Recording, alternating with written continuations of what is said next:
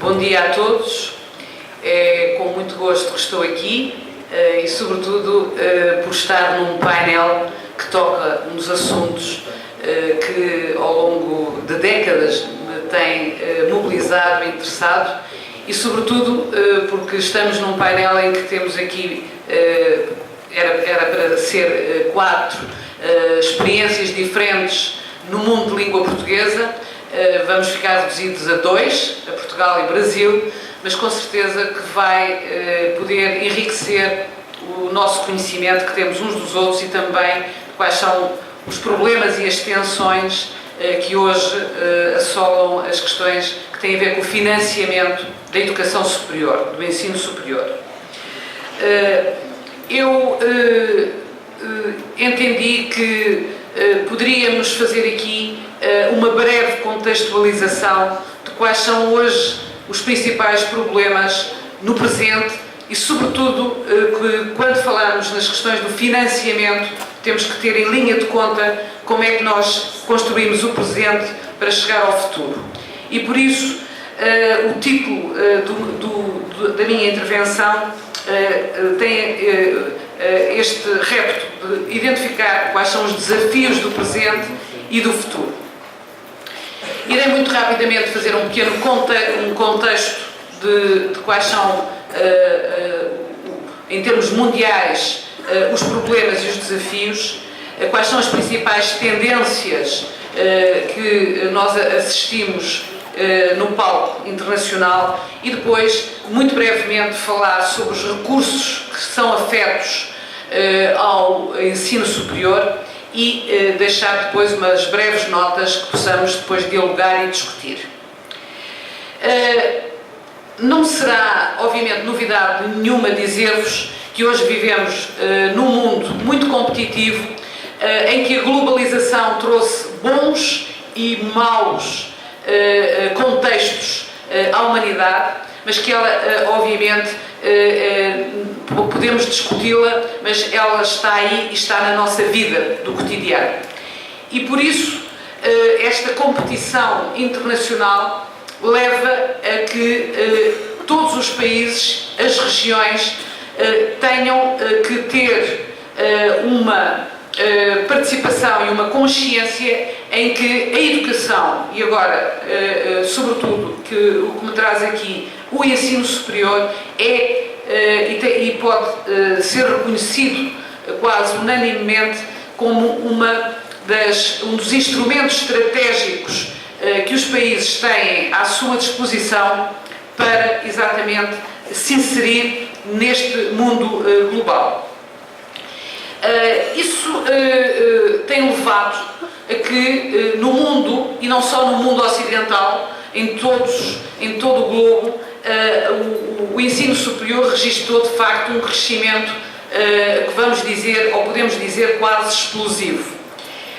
Obviamente que se inicia com o aumento das matrículas, das inscrições nos países mais desenvolvidos, depois que esse crescimento também se acentua quando há uma leitura, há uma posição que vê a necessidade de não só ir à escola, ir à universidade no momento e na faixa etária em que os jovens estão no momento de poder ir frequentar o ensino superior, mas também ao longo de toda a vida, da formação ao longo da vida. Voltar à escola, voltar à universidade, tornou-se também e está na agenda da maioria dos países.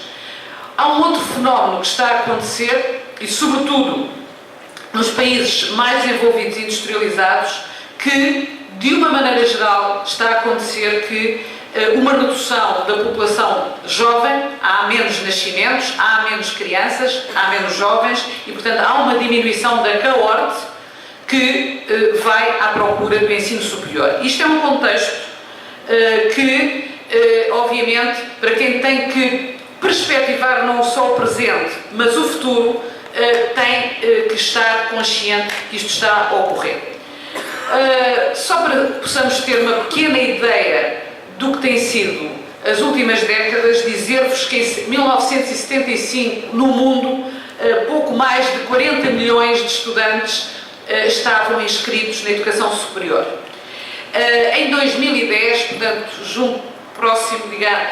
muito próximo de nós, isso já era na ordem dos 151 milhões de estudantes inscritos.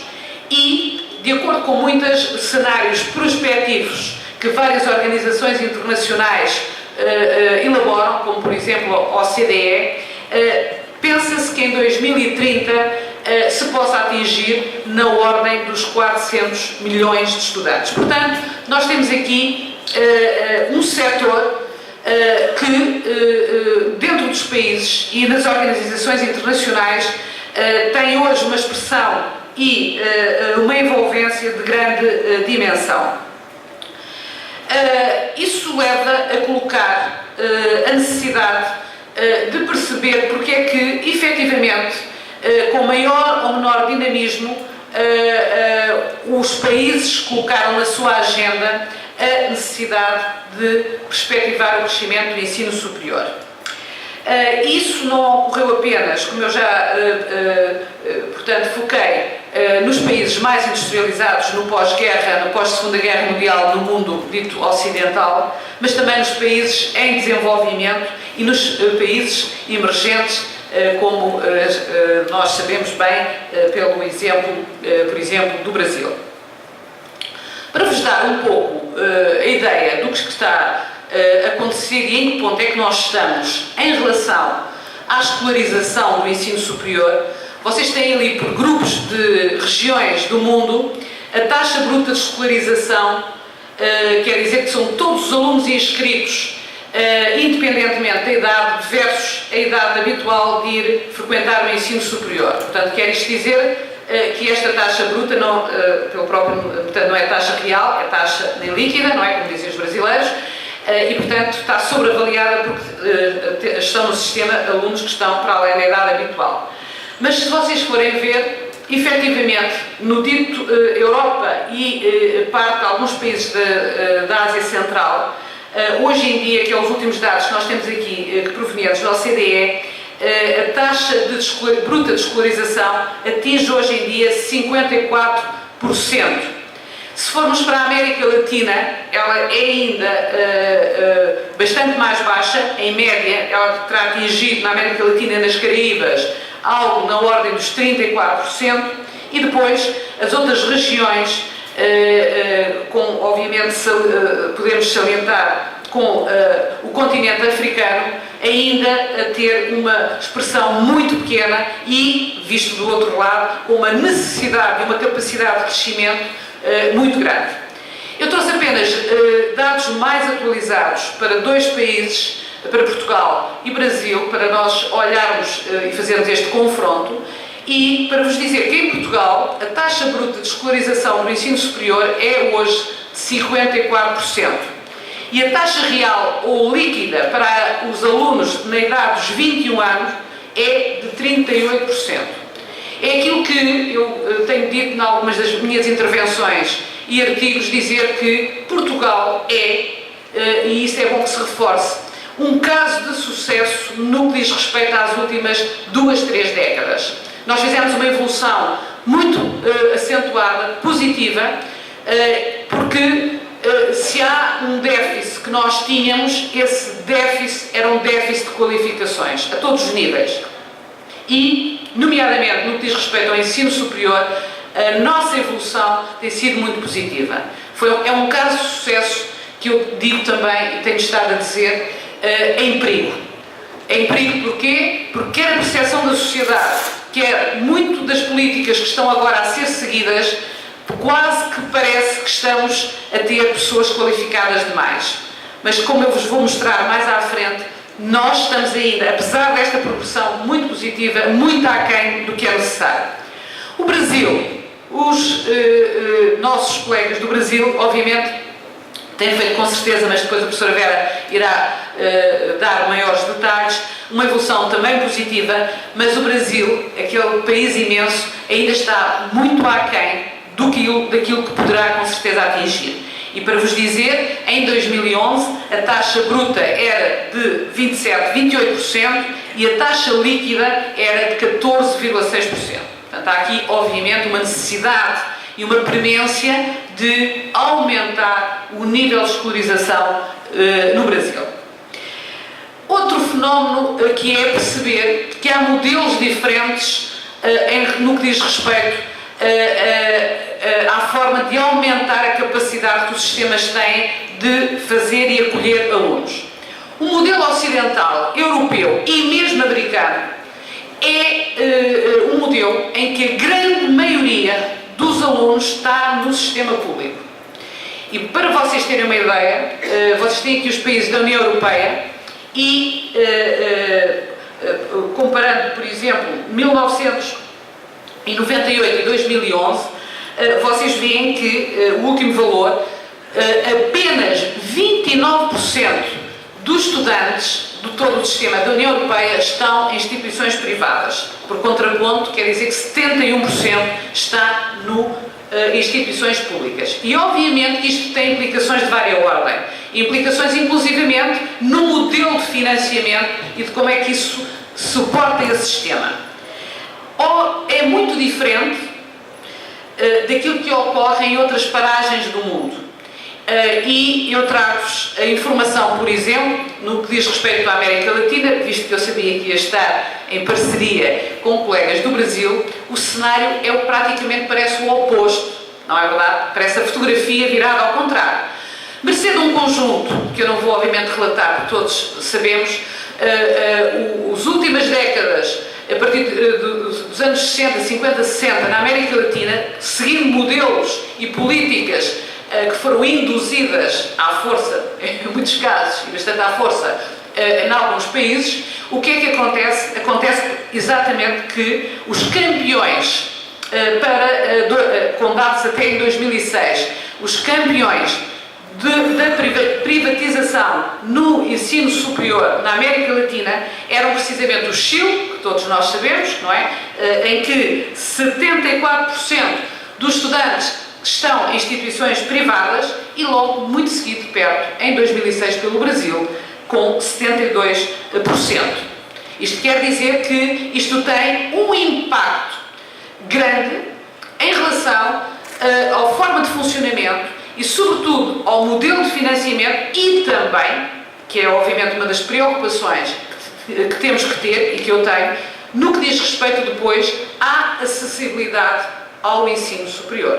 Porque, obviamente, quando eu tenho a maioria das instituições, dos alunos em instituições públicas, a participação do estudante e das famílias, mesmo quando pagam, como é o caso, por exemplo, em Portugal, é muito aliviada por contraponto quando eu tenho um sistema em que 70% ou mais dos estudantes estão em instituições privadas e, obviamente, têm que pagar, muitos deles a preço de mercado, falemos em linguagem de economias, a sua frequência do ensino superior. Para que nós possamos olhar um pouco o presente, mas também o futuro e perceber o que está a acontecer, e queremos perspectivar a evolução dos sistemas, nós podemos também antever que há tendências demográficas que vão colocar novos constrangimentos ou novos desafios à educação superior. Em muitos países ocidentais e também da Ásia, há um acentuado envelhecimento da população. É o caso de Portugal, que é dos países em que há o maior envelhecimento de todo o globo. Mas também em países como, por exemplo, a Coreia ou o Japão. E isso quer dizer, obviamente, que vão ter estes países menos pressão nos seus sistemas de ensino. Quer dizer que eles vão ter pressão não para afetar de uma forma tão expressiva recursos no ensino superior, mas vão, por exemplo, ter pressão para colocar recursos no sistema de segurança social para as pensões ou no sistema de saúde, porque efetivamente a população, quando envelhece, necessita de maiores cuidados. E, portanto, quer isto dizer que pode haver, e é isso que aqui trago para, portanto, partilhar com vocês, por parte dos governos e das políticas que podem vir a ocorrer, uma percepção de menor prioridade em relação à educação e ao ensino superior, por contraponto às outras políticas. Muito importante, porque isso quer dizer que se diminui em muitos países a pressão e a procura por parte dos jovens, porque eles são menos, vai haver, pelo menos essa é a percepção, por exemplo, na União Europeia, a necessidade de aumentar o recurso a novos públicos, ou seja, a formação ao longo da vida vai ter o quê? Vai trazer hoje pessoas já inseridas na vida ativa que ou não frequentaram o ensino superior porque não tiveram a oportunidade ou porque têm que continuar a melhorar as suas competências e os seus conhecimentos e, portanto, irão voltar à escola. Ou países, por exemplo, como a China, que a sua crescimento económico é grande, mas que tem ainda um nível de qualificações da sua população, vamos dizer quase abissalmente menos qualificado do que o resto do mundo ocidental e que, portanto, terá também esse desafio de trazer uma população, e obviamente muito numerosa, como calculam que é a chinesa, para a educação e para a frequência de ensino superior. Para que tenhamos um pouco a noção do que é hoje as qualificações da população no mundo, eu selecionei alguns países que expressassem exatamente essa fotografia, essa imagem. E vocês têm aqui, em relação ao ano 2011, o que acontece para a população mais jovem e para a população na totalidade que está na vida ativa, não é? Portanto, em primeiro, para os 25, 34, que habitualmente é sempre mais alta, em termos de frequência de terem concluído o ensino superior, e depois o conjunto da população entre os 25 e 64. Bom, os campeões que vocês veem aqui ao meu lado esquerdo e ao lado esquerdo do gráfico, têm a ver países como a Coreia e o Japão. Para vocês reparem que cerca de 40% da população entre os 25 e 64 da Coreia tem o ensino superior e na fasquia dos 25 e 34, 64% da população tem o curso superior. Os Estados Unidos, vocês têm ali, por referência, 42,5%. A média dos países que integram a OCDE é de 31,5% para a população total, para os mais jovens 38,6%, e depois eu saliento novamente os dois países, Portugal e o Brasil, para vos mostrar que Portugal atingiu em 2011 a sua população, cerca de 17% possui o grau superior. A mais jovem, cerca de 27%, entre os 25 e 34 anos, possui o grau superior. O Brasil, novamente, está ainda aquém e os números que a OCDE nos apresenta são no sentido de 11,6, 12% da população no Brasil tem e possui o grau superior e um bocadinho mais acima, mas não muito, 12,7%, entre a faixa etária dos 25 e 34 anos. O que é que isto quer dizer? Quer dizer que há um desafio muito grande ainda, e é preciso dizer muito isto, e eu vou dizê-lo, estou a dizê-lo no meu país, que é Portugal, mesmo apesar daqueles valores, quando nós olhamos para os outros, há ainda uma necessidade muito grande de investir em qualificação. Isso traz depois a quem tem que definir as políticas e sendo nós economistas, não é?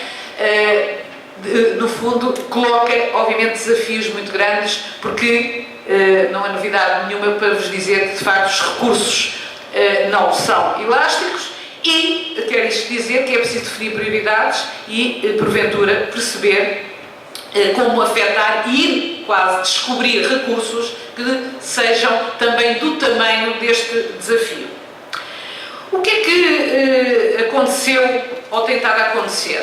Perante esta necessidade de acolher a frequentar tantos alunos, obviamente que as políticas que têm sido seguidas têm variado nos diversos países, mas se nós quiséssemos fazer uma fotografia rápida do que veio a acontecer, ainda que com maior ou menor intensidade em cada país, as tendências vão no sentido que aquilo que é conhecido como uma certa política de partilha de custos entre o quê? Entre os fundos públicos, governos e contribuintes que suportam esses fundos públicos, uma partilha entre estes e quem? Os estudantes e as suas famílias. Bom, isso porquê? Porque em muitos países onde não existia o pagamento do ensino público, há introdução daquilo que os portugueses dizem propinas, como é evidente, diferentes propinas brasileiras, anualidades que os estudantes pagam no ensino público.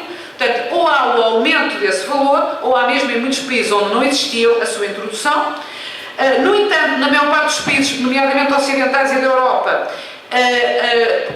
assistiu-se em alguns países à redução do valor, do número de bolsas de estudo atribuídas, sobretudo acompanhada de uma introdução ao mesmo tempo daquilo que nós chamamos programas de empréstimos estudantis, como é o caso, por exemplo, do Reino Unido, ou o caso da Suécia, país escandinavo, em que a maior parte do apoio social não é dado em bolsas a fundo perdido, mas sim através de empréstimos estudantis que são, digamos, o Estado subsidia através de taxas mais baixas, e, portanto, e também das taxas de juros subsidiadas que os governos fazem.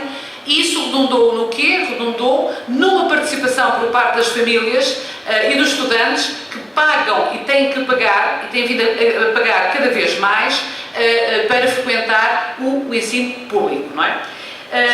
Ao mesmo tempo, mesmo nos países em que isso não era a tradição, aconteceu e foi acontecendo o aparecimento, em alguns casos, com alguma expressão do ensino privado. E, portanto, obviamente, quando eu estimulo a existência de mais instituições privadas, há uma certa diminuição ou capacidade de aliviar a procura, se eu reduzir, obviamente, o número de vagas de entrada nas instituições públicas, e a partir daí eu consigo, quer dizer, quem está a definir as políticas, aliviar a fatura que os fundos públicos têm que suportar.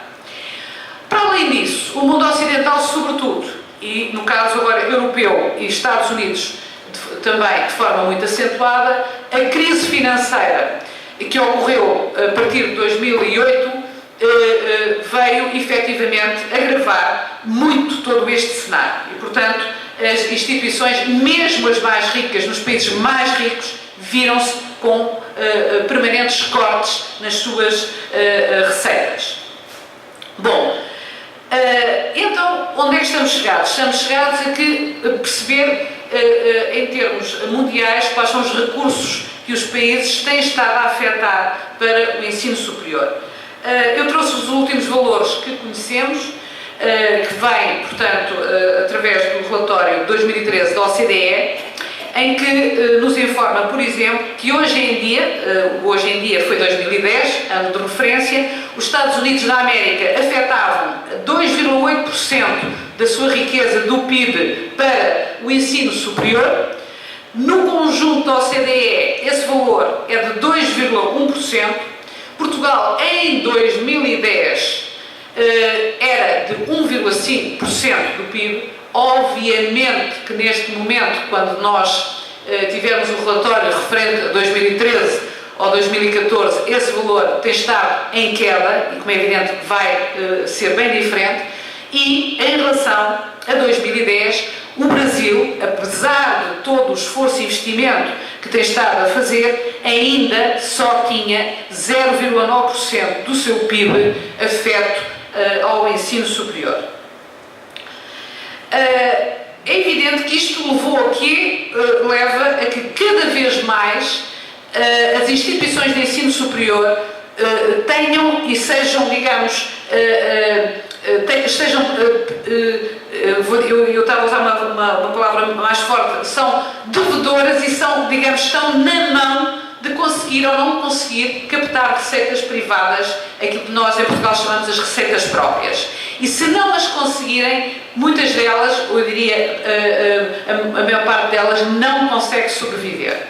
E por isso, e para vos mostrar, vocês têm aqui comparado para 1995, 2000, 2005 e 2010, qual é o peso do financiamento público nas instituições de ensino superior públicas. Ou seja, quando eu estou a comparar Portugal, em 1995, cerca de 97% daquilo que era a despesa das instituições de ensino superior em Portugal vinham dos cofres do Estado, vinham do orçamento do Estado. Vocês veem que até aos anos 2000 o valor é idêntico, mas a partir de 2005 há uma quebra acentuada. Há uma quebra acentuada porque há uma alteração da Lei de Bases de Financiamento. É um momento que acontece em 2003 e a partir dos anos 2004, 2005 para cá há uma atualização e há uma nova forma de fixar o valor das propinas. Portanto, o que é que acontece? Acontece que os estudantes tiveram e são chamados a pagar muito mais e por isso, e simultaneamente com uma redução por parte do Orçamento do Estado. E portanto, se vocês forem ver, Portugal, o último número que nós temos era 2010, só 69% daquilo que é a despesa das instituições, das universidades e dos institutos politécnicos vem dos cofres do Estado. Ora, isto quer dizer que 31% vem de privados. E os privados são, na grande maioria, as famílias e os estudantes quando pagam as suas propinas, mas também o quê? Contratos de prestação de serviço, algum mecenato, que não é muito vulgar, em Portugal, contratos que se estabelecem com o meio empresarial, etc. Se repararem e olharem para a União Europeia e se repararem para a média da OCDE, Portugal teve um agravamento, ou melhor dizendo, teve um abaixamento do financiamento público muito mais notório que os outros blocos, em média, teve na União Europeia e na OCDE. E é por isso que eu digo, e muitas vezes as pessoas não têm essa noção, que o modelo de financiamento de Portugal é muito mais anglo-saxónico do que a Europa continental. Ou seja, nós estamos muito mais próximos do modelo de financiamento, por exemplo, do Reino Unido, do que estamos de uma França ou de uma Alemanha, no que diz respeito à participação dos fundos públicos no ensino superior. Para contraponto, eu mostro o que se passa em alguns países da América Latina e, por exemplo, o Brasil, para 2005, foi o último dado que eu encontrei, só 11% daquilo que eram as receitas próprias das instituições de ensino superior no Brasil vêm, efetivamente, públicas, vêm de privado. Ou seja, como veem, portanto, os cofres do Estado ou os cofres federais são muito mais presentes naquilo que acontece nas instituições públicas brasileiras. O que é que isto quer dizer? Quer dizer que nós estamos perante uma situação em que, na média dos países da OCDE, efetivamente, como eu já mostrei, 31,6% das instituições, dos fundos das instituições não vêm de privados, e isso é ainda muito mais, que eu não tenho aqui tempo para vos mostrar, presente, por exemplo, nos modelos de ensino superior da Ásia e da América Latina. Algumas notas finais, porque já estão aqui a fazer sinal de que irei acabar. Do meu ponto de vista, eu considero, e nomeadamente não só para Portugal, mas sobretudo para o meu país, que é necessário ter presente que o desafio presente e futuro de aumentar as qualificações da população portuguesa, e nós temos que estar conscientes que, apesar de todo o percurso, temos ainda um jet lag muito grande em relação ao resto da Europa e aos países mais desenvolvidos. Portanto, é necessário continuar a apostar na qualificação. E para isso, como é evidente, é necessário afetar e considerar a área da educação e do ensino superior como uma área estratégica e, portanto, fazer aqui uma aposta estratégica para o desenvolvimento do nosso país. E para isso é evidente que não é só recorrer a recursos que estão a aumentar. É evidente que há toda uma discussão que se pode ter e com certeza aqui na própria Assembleia teremos opiniões porventura diferentes, porque eu mesmo injetando, investindo recursos no ensino superior, posso fazer de modos diferentes. E, obviamente, que isso tem consequências nas políticas de acessibilidade, nas políticas de democratização, inclusive, da educação superior, consequências diferentes. Eu posso financiar apenas as instituições públicas, ou posso financiar públicas e privadas. Eu posso financiar, e há países que o fazem, instituições privadas, e, portanto, é um ponto a discutir. É também de discutir como é que eu faço chegar o apoio financeiro e aumenta a acessibilidade no que diz respeito aos apoios aos estudantes, através de bolsas, através de empréstimos, através de uma política fiscal que alivia as famílias. Há toda uma discussão que está por detrás. E, por outro lado, e em muitos países, a questão da dimensão do ensino público e privado é de discutir. Sobretudo, e desde logo, e fica aqui um pouco a provocação, aos meus olhos portugueses, eu já tenho dito isto muitas vezes em alguns fóruns no Brasil, aos meus olhos portugueses é sempre uma grande surpresa como é que o Brasil ainda não conseguiu ter maior expressão no subsistema público, apesar de todo o investimento que tem sido feito nas últimas décadas. Terminando, e sobretudo para o que diz respeito a Portugal, a minha sugestão, e é uma sugestão que eu venho a dizê-la há muitos anos, que talvez nos ajudasse se, do ponto de vista da política para o ensino superior, houvesse como que um denominador comum e que, em vez de todos os anos nós estarmos a discutir qual é o orçamento, e neste, infelizmente, nos últimos tempos, é qual é o corte que nós vamos seguir, se a sociedade e através, obviamente, das suas forças políticas, se entendesse qual era o nível de riqueza que quer afetar o ensino superior. Isso, por exemplo, é evidente que eu não posso pedir a afetação daquilo que não é gerado, tenho que estar consciente do que o que se está a passar no país, mas, por exemplo, se afetasse um valor, uma percentagem do PIB ao ensino superior, e que esse fosse um cenário, vamos dizer, de médio prazo, poderia estabilizar e ajudar, inclusivamente o ministro que tem a tutela sobre o ensino superior, a negociar aquilo que são os recursos para o ensino superior. Por outro lado, para as instituições, e quem já viveu a responsabilidade de ter que gerir uma instituição, sabe como é importante ter o quê? Saber como é que se calculam esses recursos, haver uma fórmula de financiamento que afeta e como é que os governos devem afetar e distribuir o bolo pelas instituições e, sobretudo, ter uma noção plurianual. Ninguém consegue planear uma instituição se estiver, digamos, anualmente a ter sucessivas mudanças e sem saber qual é o quadro em que se movimenta e, portanto, o haver um plano plurianual de afetação de recursos, isso acontece em alguns países e, portanto, acho que são boas práticas que podem ser seguidas, seria com certeza para Portugal um bom mecanismo.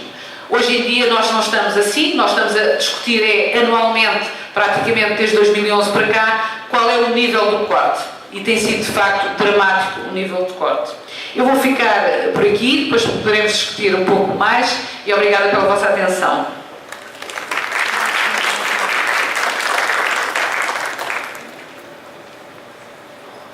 Agradeço à professora Maria Silveira e rapidamente dou a palavra à professora Vera Chaves.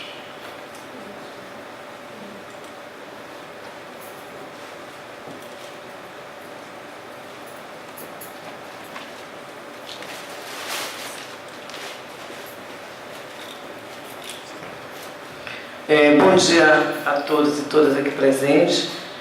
Gostaria de iniciar agradecendo o convite feito pelo professor Belmiro, para que a gente pudesse estar aqui nesse momento compartilhando com vocês um pouco daquilo que a gente vem pesquisando já há alguns anos no Brasil,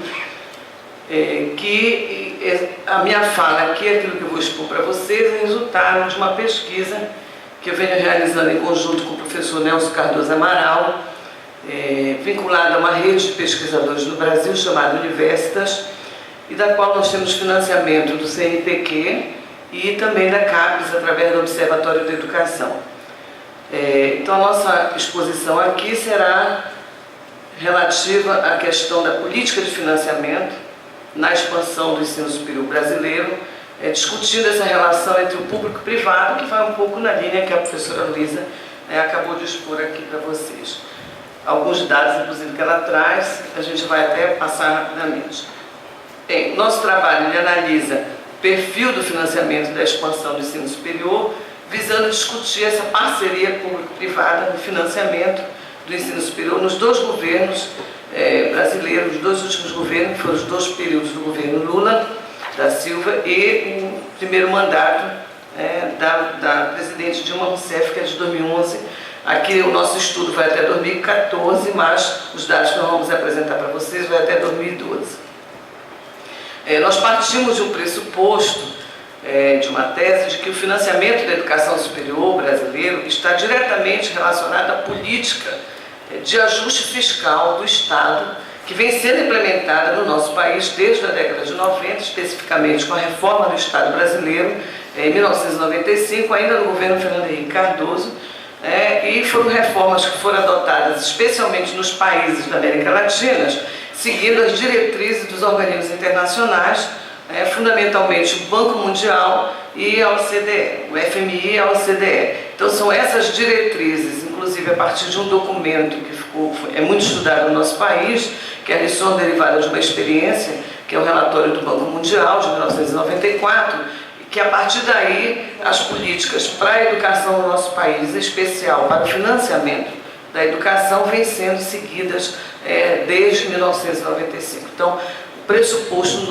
nosso é que o financiamento, o modelo de financiamento que vem sendo adotado no Brasil segue essas diretrizes dos organismos internacionais. E aí, qual é a política fundamental que é adotada? É a política do contingenciamento de recursos, ou seja, aqui é o corte de recursos, né? No nosso caso, o governo ele aprova o orçamento, mas ele passa o primeiro semestre fazendo superávit primário. Então, para fazer o superávit primário, ele precisa segurar os recursos. Então, ele passa o primeiro semestre segurando os recursos e só libera no segundo semestre, para o final do ano, e muitas das vezes esses recursos que estão aprovados no orçamento para o ano, eles só conseguem ser executados numa média de 70% a 80%. Então, há uma perda, de fato, dos recursos, que já são poucos, mas que acabam, inclusive, não tendo tempo de ser utilizados. Então, isso é uma questão que os reitores das universidades federais, há muito tempo, vêm se pressionando o governo para mudar essa política e que durante muito tempo, o recurso não utilizado no ano não podia ser utilizado no ano seguinte. Agora já houve uma alteração em que é possível já utilizar o recurso de um ano no ano seguinte.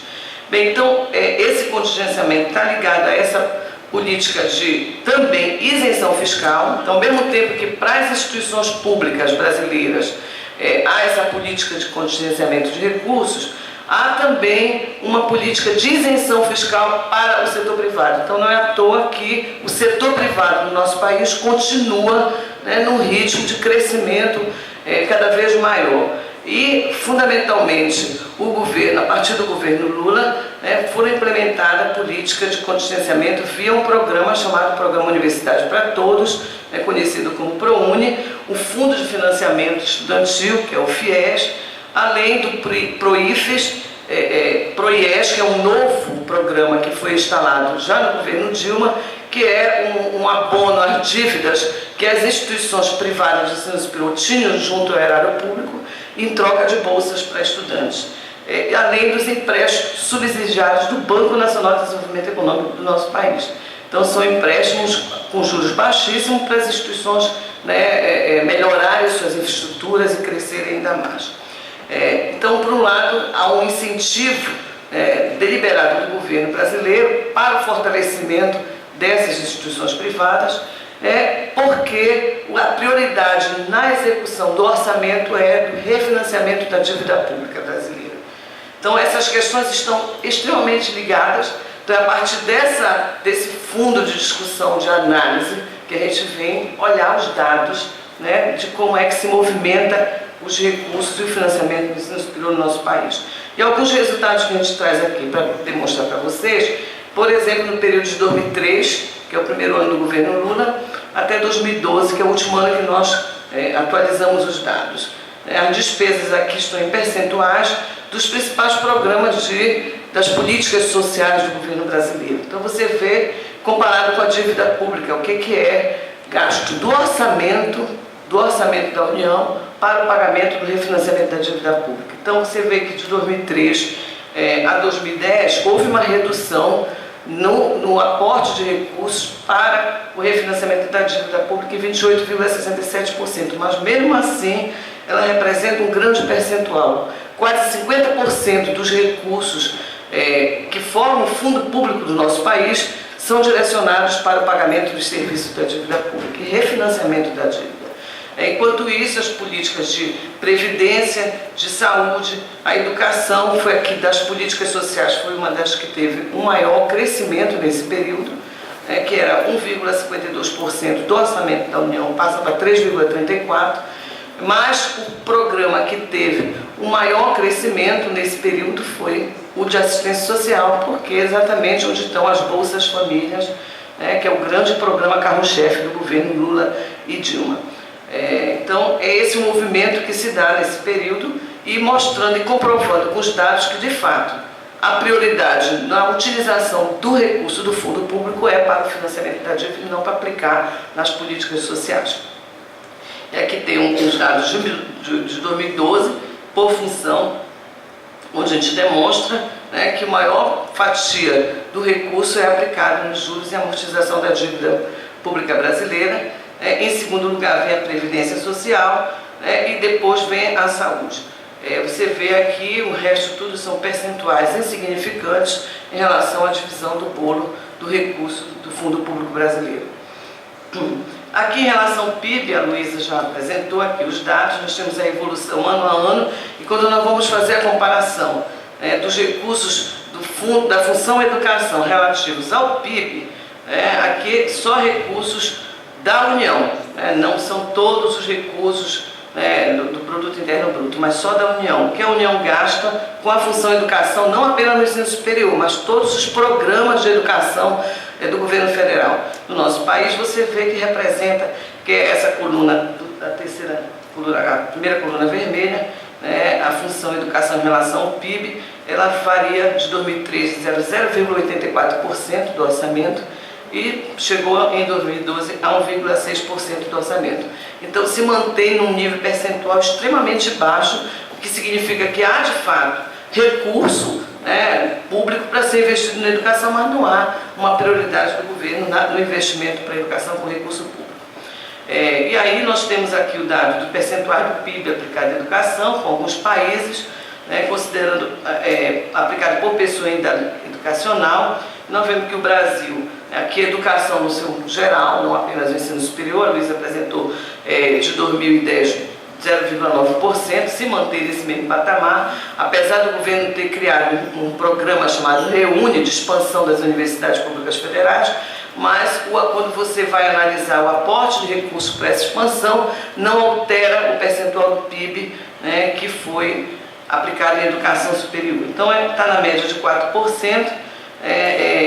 Por pessoa educacional, o Brasil gasta $959. Comparado com outros países aqui que nós selecionamos, você vê que Cuba, da América Latina, aplica por estudante $3.322. Então o Brasil aqui é um dos países que menos aplica recurso público do PIB para a educação pública no país.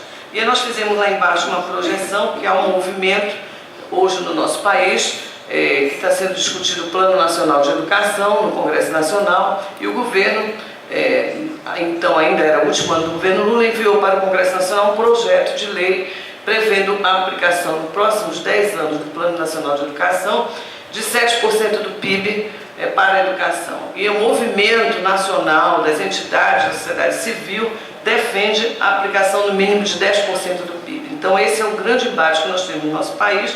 E nós fizemos um cálculo que representaria em 10 anos os 7% do PIB, se nós aplicássemos. Representaria em dólares $1.678 por estudante de idade educacional. E se fosse 10% do PIB, representaria $2.397,50. Abaixo ainda desse grupo de países, por exemplo, da Rússia, E comparando com outros países mais desenvolvidos, inclusive com o próprio Portugal, que esses dados são da Unesco de 2010 e também da CIA, nós temos aí 5.592 dólares por pessoa em idade educacional. Então o Brasil, em 10 anos, aplicando 10% do PIB, não chegaria ainda nem ao patamar de Portugal. Por conta que é preciso considerar também a população. Nós temos um país extremamente populoso, é um dado que a gente apresenta aqui,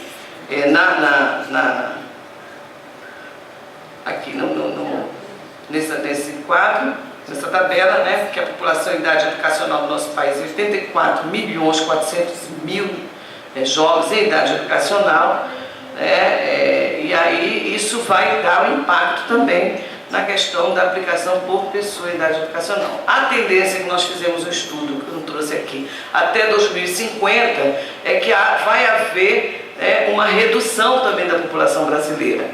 Somente com a redução da população brasileira, a partir de 2050, que 10% do PIB poderia chegar a um patamar dos países desenvolvidos, da média dos países desenvolvidos no mundo capitalista.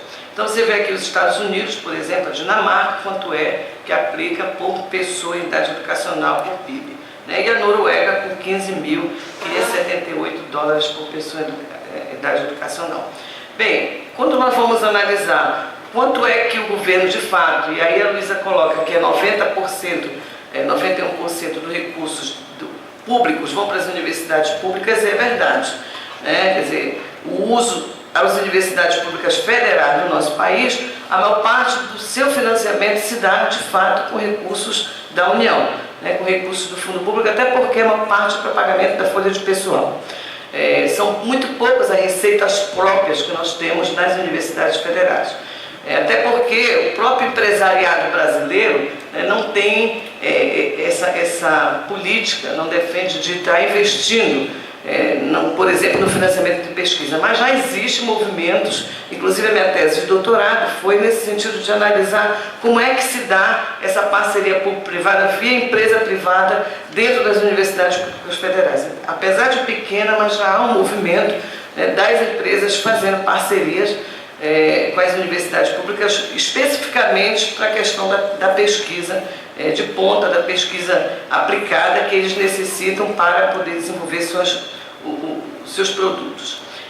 Mas ainda é muito incipiente. Então você vê aqui que as despesas com as universidades federais, comparada aqui, é um estudo que a gente faz comparado com a função educação, que são as despesas de todo o governo federal para a educação, está na ordem. Começou em 2003, no primeiro ano do governo Lula, representava 64,46%, e houve uma queda. Houve uma queda em relação à manutenção das universidades para 40% em 2012. Você vê que hoje o Ministério da Educação ele tem aplicado grande parte dos recursos da função educação em vários outros programas. Especialmente programa voltado para bolsas. Então você tem hoje, a gente diz que é o governo das bolsas. Os professores das universidades públicas federais, eles além do seu salário, eles são envolvidos com uma série de projetos do governo federal com pagamento de bolsas que complementam o seu salário. Então são vários projetos que o MEC tem por esse mecanismo controlado, inclusive as atividades de professores. Há um aumento da carga de trabalho dos professores das universidades federais envolvidos com esse milhares de projetos. Isso se materializa quando a gente vai analisar o orçamento, como é que ele está sendo distribuído. Mas eu vou passar um pouco rápido por conta do tempo. E aqui nós temos alguns dados sobre essa parceria público-privada, quando a gente fala parceria público-privada, é no sentido de como é que o governo federal vem, de forma deliberada, fortalecendo o setor privado. A Luísa mostrou os dados aí, nós temos já, Luísa, maior ainda. Cada ano nós temos ainda maior participação dos alunos matriculados em instituições privadas. Hoje representa 75% dos estudantes brasileiros que estão estudando em instituições privadas. E quando nós consideramos o número de instituições do nosso país, 90% das instituições são privadas, e a maioria não são universidades, são faculdades isoladas. Então essa é uma questão séria, porque não envolve pesquisa, e só ensino. Então esse é um dado, e por que elas se mantêm porque nós temos uma expansão efetiva de matrícula no nosso país. Essa expansão se dá tanto no setor público quanto no setor privado, mas fundamentalmente no setor privado continua crescendo mais do que o público. E aí, por que isso acontece? E uma das formas é a política de isenção fiscal que se dá através do ProUni e do FIES. E nós trouxemos aqui alguns dados do ProUni, desse Programa de Universidade para Todos, porque hoje nós temos no nosso país, é um estudo que eu tenho também, que é o movimento dessas instituições privadas. Elas estão hoje, inclusive, exportando até para o Reino Unido. Nós tivemos conhecimento na última reunião da Amped, do modelo que elas estão adotando, que é, a partir de 2007, as instituições privadas do nosso país entraram na Bolsa de Valores, venderam ações, estão vendendo ações na Bolsa de Valores, e por meio desse mecanismo elas têm ganhado rios de dinheiro e estão comprando as faculdades pequenas, estão fazendo um movimento de fusões. E um dos elementos no estudo que nós fizemos que consideram para avaliar quanto vale aquela instituição para comprar, é a partir do quanto é o custo do aluno, essa é aquela instituição tem ProUni e FIES. Se ela tem ProUni e FIES, o valor do aluno na hora da compra daquela instituição, ele é maior.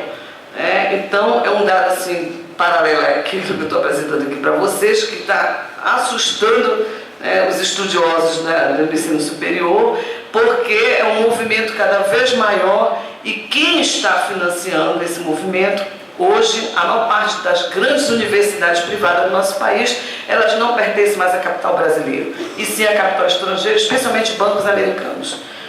Então, por meio desse movimento de venda das ações, eu digo que exportou porque nós tivemos um professor da Inglaterra na última reunião da Amped, onde ele mostrou que esse movimento no Brasil está sendo agora iniciado também no Reino Unido, com algumas instituições, universidades do nosso país também fazendo esse movimento de entrada na Bolsa de Capitais na Inglaterra. Bem, aqui você vê que, de fato, quando você compara as bolsas que você tem, comparando com a matrícula dos estudantes no setor privado do nosso país, é muito pequeno. Aparentemente não justificaria. O número de bolsas representa 3% em média dos estudantes que estão matriculados nas instituições privadas. E aí, a questão é que tem também, além das bolsas, isso aqui é um mecanismo de isenção fiscal, ou seja, onde o governo deixa de arrecadar recursos para a constituição do fundo público para poder fortalecer as instituições privadas em troca de bolsas para os estudantes carentes. É um movimento, esse programa começou em 2004, cada vez mais está sendo fortalecido, e aqui uma das questões que a gente analisou é que o cálculo das bolsas é feito a partir do número de vagas ofertadas. É feito a partir do número de vagas ofertadas. Então, a instituição oferta um determinado número de bolsas e a partir daí ela tem a isenção fiscal.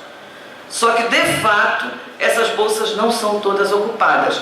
Então, nós temos mantido vagas ociosas, ou seja, bolsas que elas têm a isenção em relação àquela bolsa, mas as bolsas não foram ocupadas, não existem de fato. Então, para vocês terem uma ideia, em 2008 foram 44% dessas bolsas não foram ocupadas, não foram preenchidas, e elas tiveram isenção do imposto. E em 2010 representou 36,49%. Isso é um absurdo. O Tribunal de Contas da União detectou essa situação e ainda permanece dessa forma. Ou seja, o cálculo da isenção é feito a partir das bolsas ofertadas e não das bolsas ocupadas. E aí, a outra questão que nós temos da renúncia, que é um dado da renúncia tributária, vinculada à função educação. Então, nós temos também a renúncia tributária no imposto de renda, onde quem paga para o seu filho estudar numa instituição privada, ele tem uma isenção no seu imposto de renda. Então, nós vimos que em 2006 representou 44,7% da isenção. Era o maior índice de isenção fiscal que nós tínhamos no nosso país, era no desconto do imposto de renda. Mas, a partir de 2007, passa a ser das entidades chamadas sem fim lucrativo, que são as entidades privadas, que têm também isenções fiscais, que elas estão representando aqui, em 2010, 51,3% da isenção fiscal da função educação. E o ProUni representa 12,3% dessa isenção fiscal. Então, aqui tem a renúncia fiscal só do ProUni em valores atualizados pelo índice oficial do governo brasileiro de 2011, que foram 2 bilhões aqui de reais, estão em reais, e a evolução dos empréstimos também do financiamento. O empréstimo é a juros subsidiado, é o próprio estudante que adquire esse empréstimo financeiro, que é o modelo que está sendo adotado em todos os países, por isso que nós vemos que é um modelo que não é um modelo do país, nação, mas é um modelo dos organismos internacionais, nesse mecanismo de privatização do ensino superior, e no caso do Brasil, de 2000 a 2010, já representou 13 bilhões de reais. Então, um montante de recurso significativo no financiamento do ensino superior brasileiro. E algumas conclusões que a gente chega para apresentar aqui para vocês é que, de fato, a política de expansão do ensino superior brasileiro tem favorecido o setor privado, por meio, fundamentalmente, dos incentivos governamentais, especialmente por meio desses programas ProUni e FIES. E a análise detalhada do orçamento da União, ela evidencia que a política de ajuste fiscal implementada pelo governo federal, ela tem atingido as universidades federais, porque a cada momento há uma política de expansão, as universidades federais estão expandindo, mas sem qualidade, porque estão expandindo por meio da criação de campos no interior, onde não se dá uma infraestrutura adequada e muito menos um número de professores com a competência e a quantidade necessária para atuar nesses campos no interior. Então, é um programa chamado ReUni, que é um programa importante no sentido de oferecer mais vagas nas instituições federais, mas que não tem sido acompanhado com a qualidade que a gente defende. Por outro lado, o PIB aplicado na educação no Brasil é extremamente baixo, tem se mantido abaixo dos 5%, quer dizer, mesmo que o governo tenha aumentado, expandido o ensino superior, aumentado o número de valor de recursos para as universidades federais, mas mesmo assim ele não consegue sair desse patamar de 5% da aplicação do PIB. E no ensino superior ele tem se mantido em 0,8%. O que evidencia, de fato, baixo investimento público em educação no país. E a grande questão que nós estamos hoje defendendo, já há algum tempo, de hoje, é importante ressaltar, desde 1998, quando nós aprovamos a primeira proposta de Plano Nacional de Educação no nosso país, vindo dos movimentos sociais, das entidades de sociedade civil ligadas à educação, nós já defendíamos 10% do PIB para a educação. Nós não conseguimos aprovar isso no primeiro Plano Nacional de Educação, em 2001, que foi aprovado em 2001, e foi aprovado pelo Congresso Nacional com 7% do PIB. E o Fernando Henrique Cardoso, então, quando foi assinar, ele vetou todas as partes referentes ao financiamento e se manteve até agora. O governo Dilma está terminando o primeiro mandato do governo Dilma e ela se mantém nesse patamar de 5%. E a nossa luta, portanto, é por 10% para a educação. Ainda estamos na luta. Infelizmente, nós tivemos uma grande derrota no final do mês passado, quando agora, recentemente, acho que umas 3 semanas atrás, quando o Senado Federal votou 10%, mas não apenas para a educação pública, mas também para a educação privada. Ou seja, no Plano Nacional de Educação fica garantido que os recursos do fundo público poderão, de fato, oficialmente, ser canalizados para as instituições privadas. E hoje temos um movimento, o projeto voltou para a Câmara dos Deputados, porque houve alteração, e está havendo um movimento da sociedade civil no sentido de que o que foi aprovado no Senado não seja mantido na Câmara dos Deputados. Mas é uma luta muito grande, porque o setor privado do nosso país ele é muito forte. Ele tem muito lobby dentro do Congresso Nacional e dificulta, de fato, que a gente possa avançar no sentido de garantir o financiamento público para a educação pública do nosso país. Mas essa tem sido a luta e a gente espera conseguir conquistar ao longo do tempo, com muita mobilização. Então é isso que a gente tinha a apresentar. Novamente eu agradeço a possibilidade de estar aqui apresentando isso para vocês. Muito obrigada.